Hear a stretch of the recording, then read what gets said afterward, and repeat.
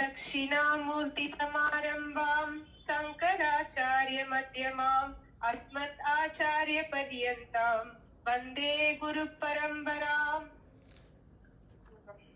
அகர முதல எழுத்தெல்லாம் ஆதி பகவன் முதற்றே உலகு. இந்த குறள் எல்லாருக்குமே தெரியும். திருக்குறள் தான் முதல் குறள்.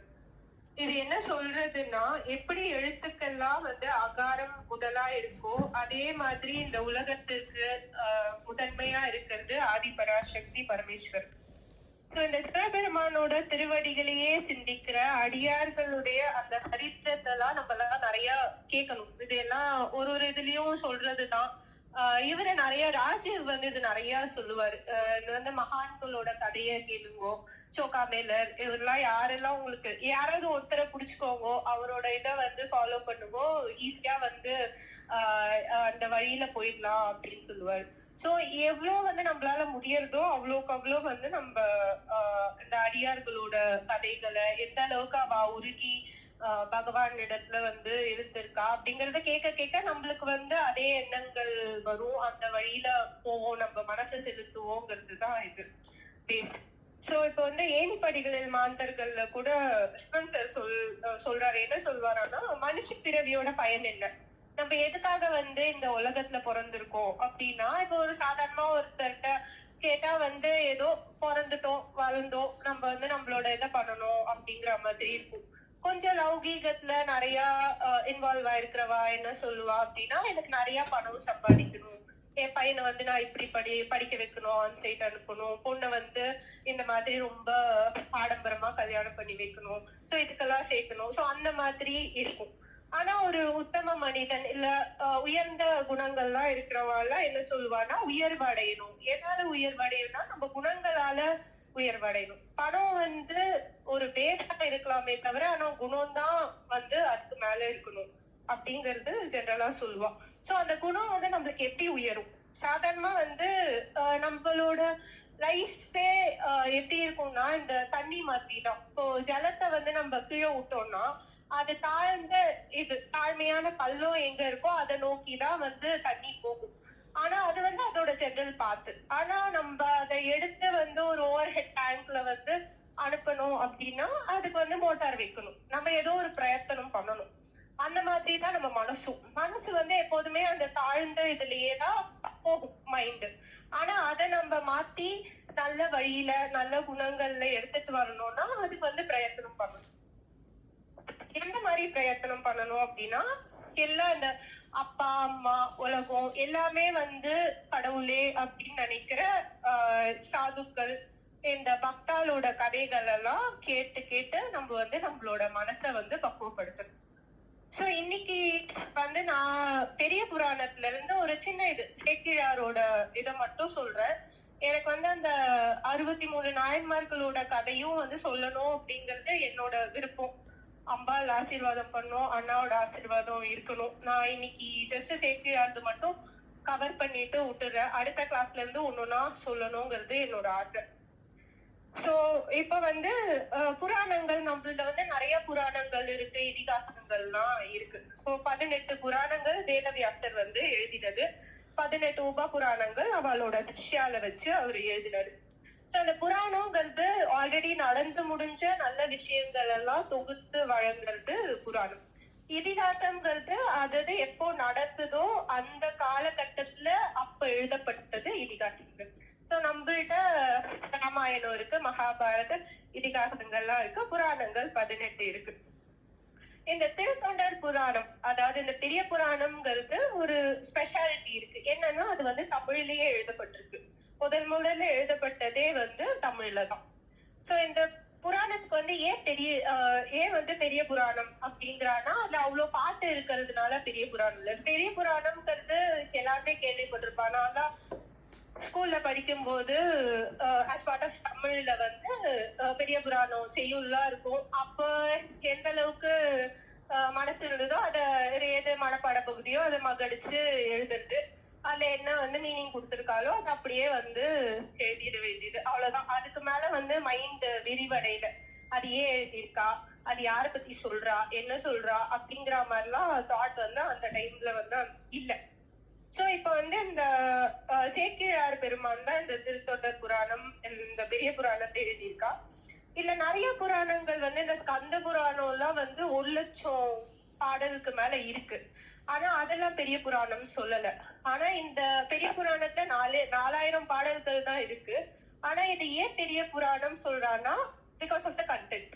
சோ இப்போ வந்து நம்ம நிறைய எழுதல அப்படின்னாலும் அது எதை பத்தி எழுதியிருக்கா, அவரு சேக்கிழார் எடுத்த கண்டென்ட்னால அது வந்து பெரிய புராணம்னு சொல்லப்படுறது. ஏன்னா அந்த 63 நாயன்மார்களை பத்தியும் அவளோட கதைகளையும் பத்தி சொல்றதுனால அது வந்து பெரிய புராணம் அப்படின்னு வந்து சொல்லப்படுறது.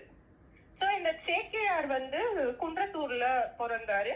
அவர் வந்து 2ஆம் குலோத்துங்க சோழன் வாழ்ந்த காலத்துல பிறந்தாரு. அவ அப்பா வந்து மன்னனோட அவையில வந்து ஒரு அமைச்சரா வந்து வேலை பார்த்துருந்தாரு. தஞ்சாவூர்ல இருந்தாரு. அப்போ வந்து ஒரு நாள் திடீர்னு வந்து ராஜாக்கு வந்து கேள்வி. அந்த காலத்துல ராஜாங்களுக்கு எல்லாம் வந்து திடீர்னு ஏதாவது சந்தேகம் வரும். இது ஏன் இப்படி இருக்கு, அது ஏன் அப்படி இருக்கு, இதுக்கு ஆன்சர் எடுத்துன்னு வாங்கோ, இது என்ன அப்படின்னு வந்து ஏதாவது சொல்லிடுவாரு அமைச்சர்கிட்ட எல்லாம். அவெல்லாம் மண்டையை உடைச்சுட்டு அதுக்கு ஆன்சர் வந்து எடுத்துட்டு வரணும். இல்லைன்னா ராஜாக்கு ரொம்ப கோவம் வந்துரும். ஏன்னா அவ்வளோ பேசிக்கா அவ்வளோ ரொம்ப குணத்திலையும் அறிவுலையும் உயர்ந்தவாளதான் அவ சபையிலேயே வச்சிருப்பான். சோ இவாளோட சந்தேகங்களுக்கெல்லாம் ஆன்சர் சொல்லுவான். சோ திடீர்னு வந்து ஒரு நாள் ராஜாக்கு கேள்வி. என்ன கேள்வினா, உலகத்தை விட பெருசு எது, கடலை விட பெருசு எது, மலையை விட பெருசு எது அப்படின்னு வந்து கேக்குறாரு. எனக்கு வந்து ஜஸ்ட் நீ வந்து அப்படியே சொல்லக்கூடாது, எனக்கு வந்து நீ வந்து இதோட ப்ரூஃபோட சொல்லணும். இதுல எல்லாம் மேக்ஸ்ல எல்லாம் சொல்லுவாங்கல்ல, ப்ரூஃபோட ஆன்சர் பண்ணணும். தியரம் A = B அப்படின்னா எப்படி A = B அது வந்து நீ வந்து ப்ரூவ் பண்ணி காமி அப்படிங்கிற மாதிரி. இவர் வந்து நீ ஜஸ்ட் ஆன்சர் சொன்னா போறாது, எனக்கு அது வந்து சான்றோட எடுத்துட்டு வந்து காட்டணும் அப்படின்னு வந்து அமைச்சர்கிட்ட சொல்லிட்டாரு. அமைச்சர் யோசிச்சுட்டே இருந்தாரு. சரி ஓகே நான் சொல்றேன் மகாராஜா அப்படின்னு சொல்லிட்டு வந்துட்டாரு. ஆத்துக்கு வந்தா இவரோட சேக்கிழாரோட இயற்பெயர் வந்து அருண்மொழி. ஆத்து அப்படிதான் கூப்பிடுவான். சோ இப்போ ஆத்துக்கு வந்துட்டாரு. இதை யோசிச்சிருந்தாரு.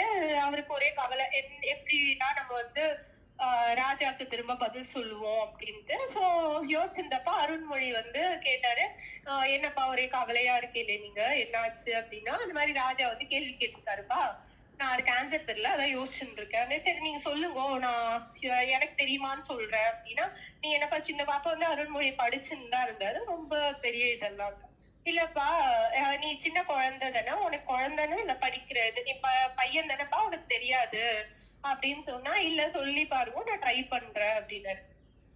சரி இவர் சொல்றாரு, இந்த மாதிரி உலகத்தை விட பெருசு எது, கடலை விட பெருசு எது, மலையை விட பெருசு எதுன்னு ராஜா கேட்டிருக்காரு. உடனே வந்து அருண்மொழி சொல்றாரு, பயன்தூக்கார் செய்த உதவி நயன்தூக்கின் நன்மை கடலில் பெரிது. ஓகே.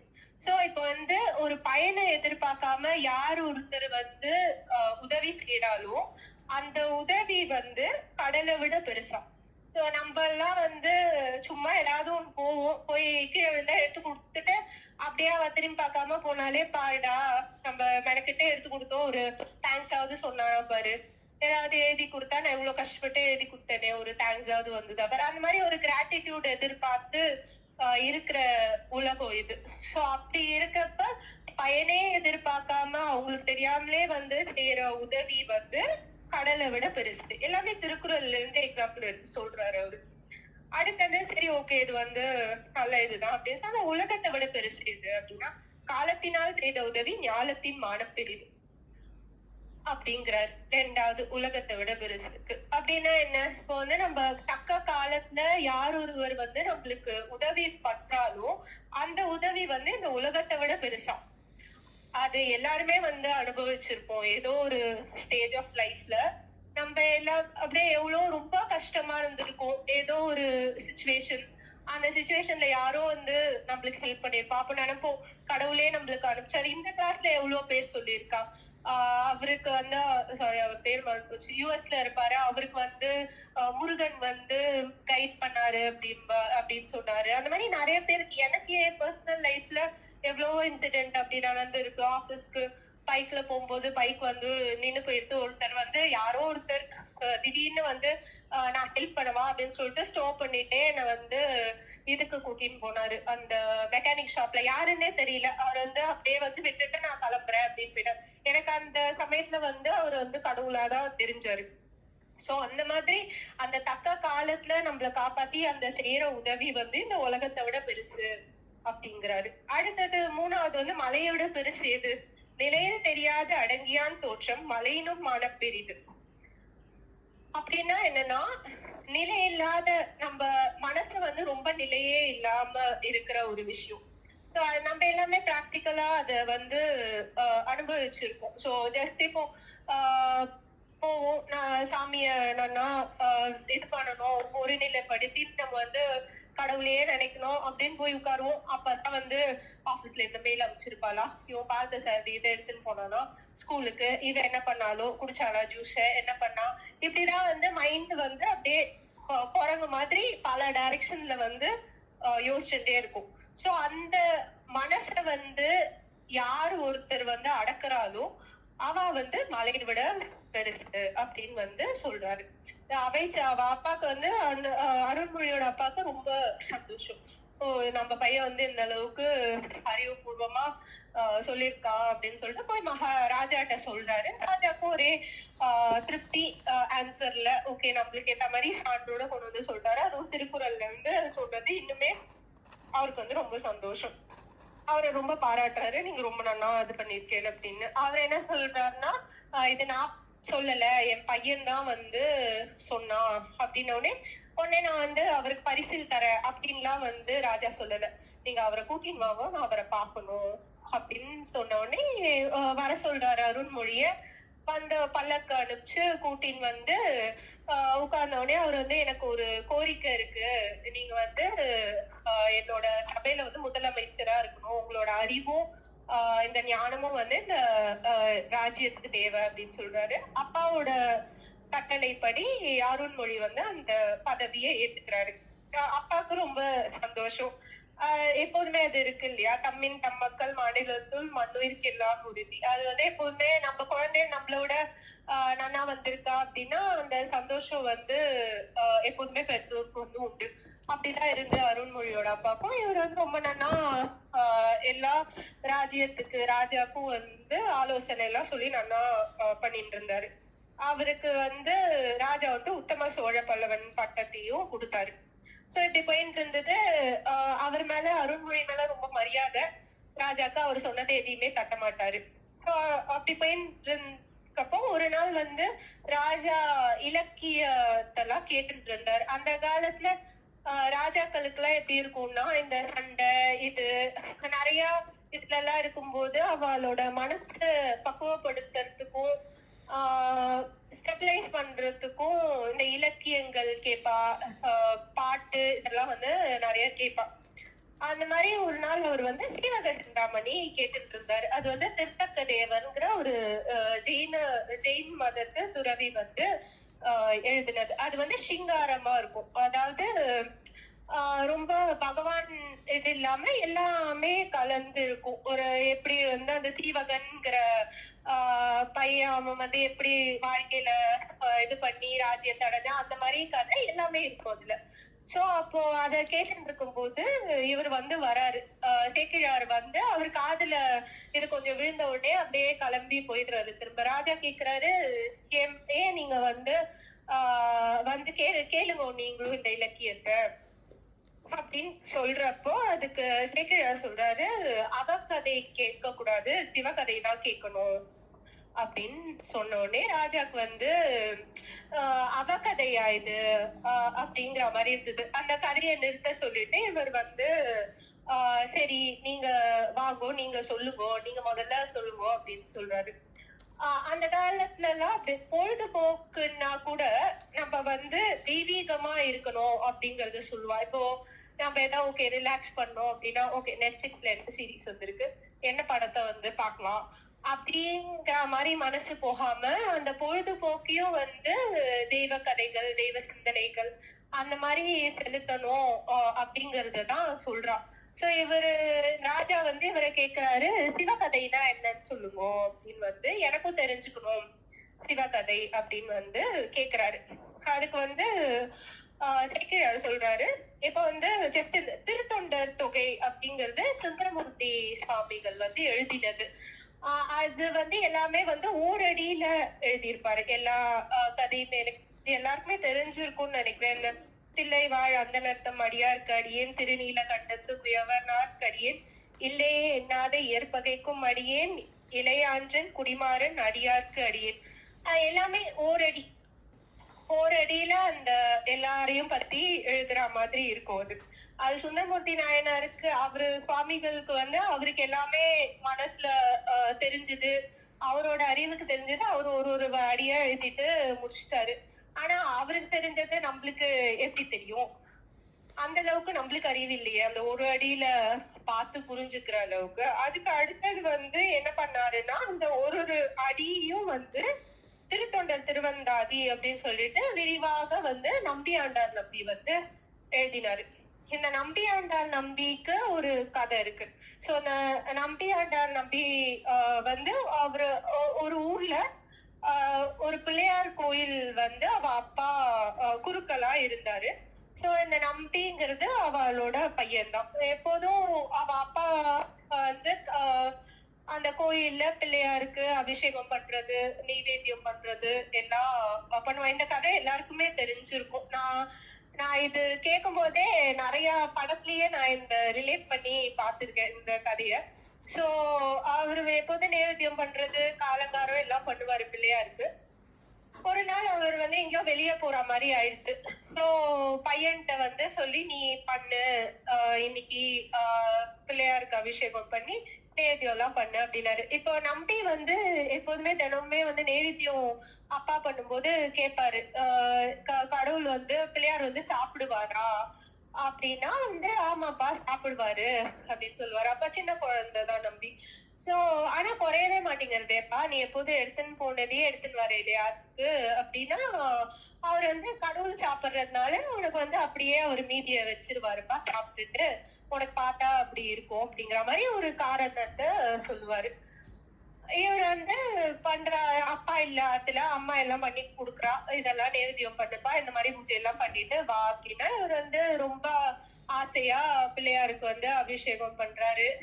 அப்புறம் நான் தொடச்சு விட்டு சாமிக்கு வந்து அலங்காரம் பண்ணி எல்லாம் வந்து நெத்திக்கெல்லாம் இட்டு விட்டு எல்லாம் பண்ணிட்டு இதை வைக்கிறாரு, நைவேத்தியத்தை வைக்கிறாரு சாமிக்கு சாப்பிடுறதுக்கு. பிள்ளையாரே சாப்பிடு அப்படிங்கிறாரு. நம்மளுக்கு எப்போதுமே வந்து பிள்ளை நைவேத்தியம் பண்றோங்கிறது நம்மளோட இதுபடி நம்ம நைவேத்தியம் பண்றோம். அது கடவுள் ஏத்துண்டு சாப்பிடுறாரு அப்படிங்கிறது நம்மளோட நம்பிக்கை. சோ இந்த குழந்தை வந்து சொல்றது சாப்பிடு பிள்ளையாரே அப்படின்னா பிள்ளையார் வந்து சாப்பிடல. உடனே வந்து தான் கொடுத்ததான் பிள்ளையார் சாப்பிடல அப்படின்னு சொல்லிட்டு அந்த குழந்தைக்கு ரொம்ப வருத்தமாயி போய் முட்டிக்க போறது.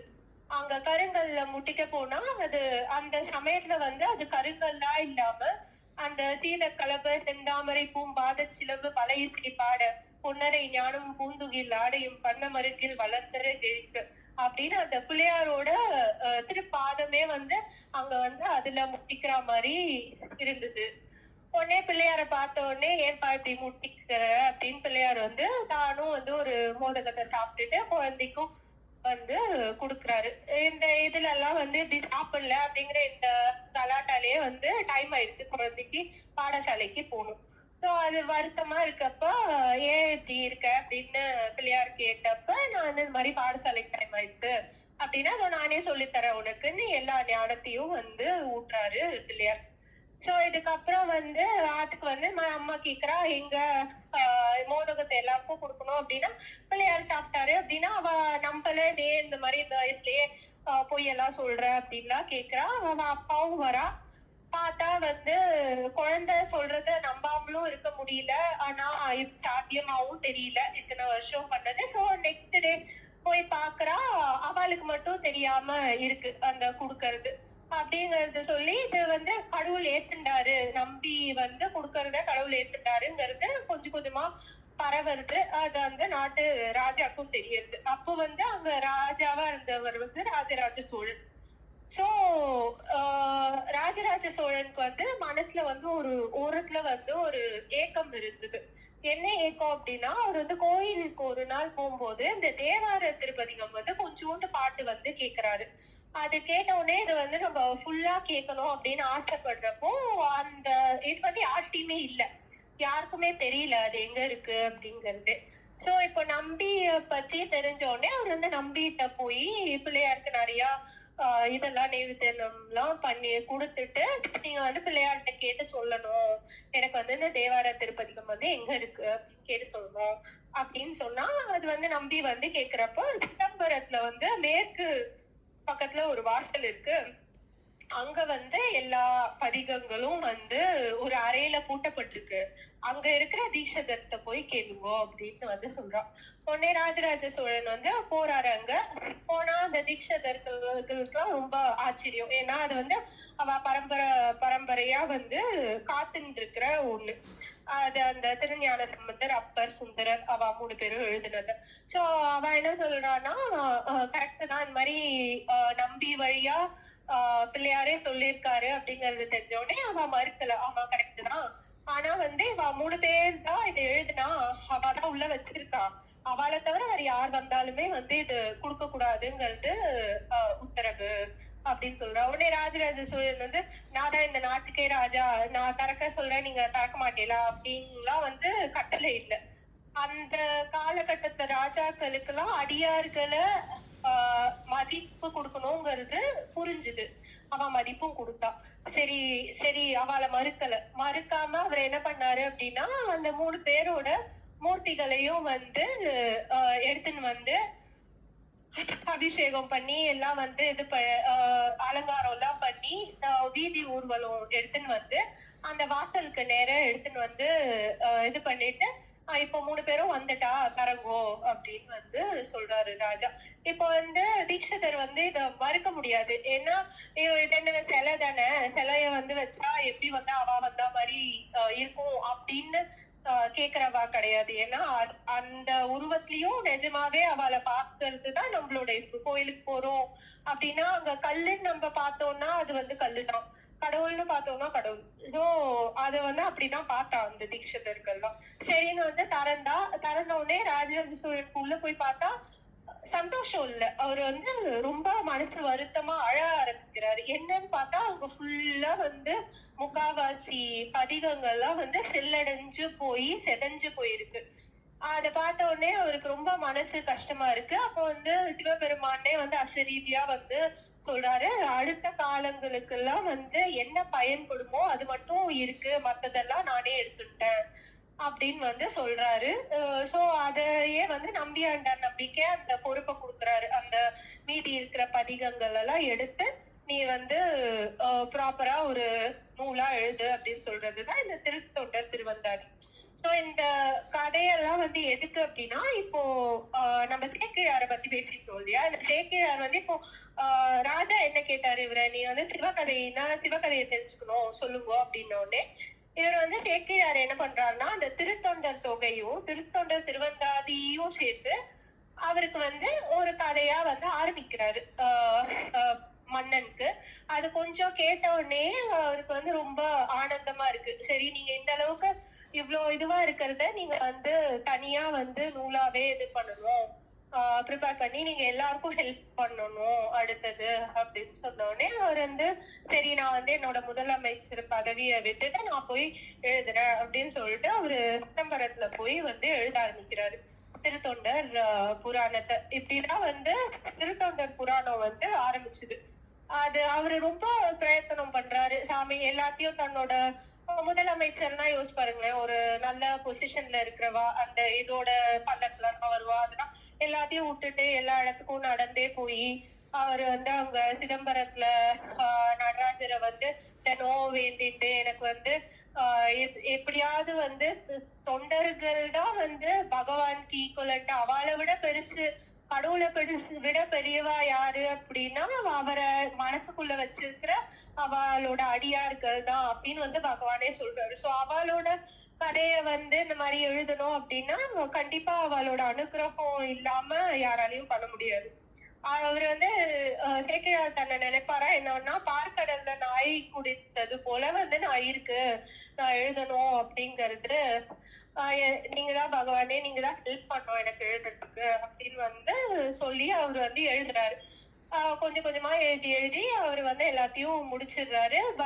இவரு இவருக்கு வந்து குலோத்துங்க சோழன் முடிச்ச உடனே அவரை கூட்டின்னு வந்து எல்லாருக்கும் சொல்றாரு. எல்லா இடத்துல இருந்தும் பக்தால கூப்பிடுறாரு. ரொம்ப பெரிய இதுவா பண்ணி இவரு வந்து 1 வருஷம் தான் இயற்றினத வந்து எல்லாருக்கும் சொல்றாரு. அது எப்படி அதுல என்ன சொல்லப்படுறதுன்னா, சிவபெருமானே வந்து ஸ்டார்ட் பண்ணி விட்டாரு அப்படிங்கிற மாதிரி. அந்த உலகெல்லாம் உணர்ந்து ஓதற்கு அரியவன் நிலவுலாவிய நீர்மல வேணியன் அழகில் சோதியன் அம்பலத்து ஆடுவான் மலர் சிலம்படி வாழ்த்தி வணங்குவான் அப்படின்னு வந்து அந்த சிவபுராணம் ஆரம்பிக்கிறது. அது ஆரம்பிச்சு இன்னைக்கும் எல்லாருக்கும் வந்து இந்த 63 நாயன்மார்களோட கதைகளையும் நம்மளுக்கு தெரியப்படுத்தி அந்த பகவானோட வழியில சிந்தனையில நம்மள நல்வழிப்படுத்தி நடத்துறதுக்கு ஹெல்ப் பண்றது.